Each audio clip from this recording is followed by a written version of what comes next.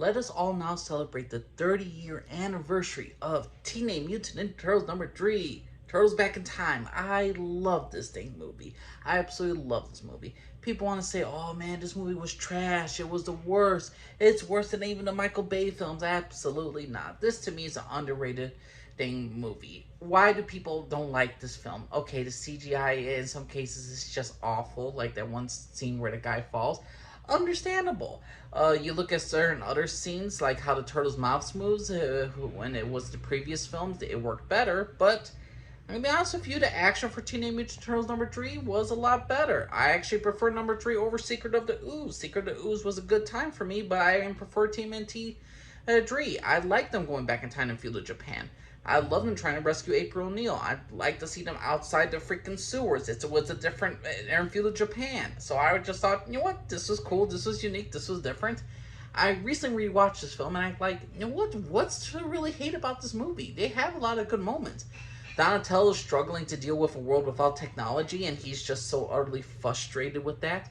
You have Michelangelo who's falling in love, and then you get a good story for Michelangelo. He's falling in love, he has his first crush, and he kind of wants to stay in the past with her than to actually go back to the present time. He got his pizza, he's going to suffer for it, but he would want to stay just for a girl. So he's growing up. You have Raphael, who is usually always a temper tantrum, and he's always angry. This one, he's a little bit more calmer, and he has this one with a child named Yoshi, and this Yoshi character this young kid gets all pissed off, he's angry, and Raph is trying to say, hey Yoshi, you gotta control that temper guy. And Raphael becomes not like in a sense a father figure, but he understands what's kind of like what Splinter was dealing with himself. So I see a little bit in Raphael, an older Raph that is going to mature.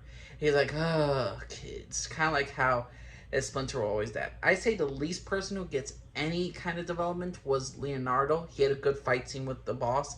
And that's pretty much what Leonardo did in this entire dang freaking movie.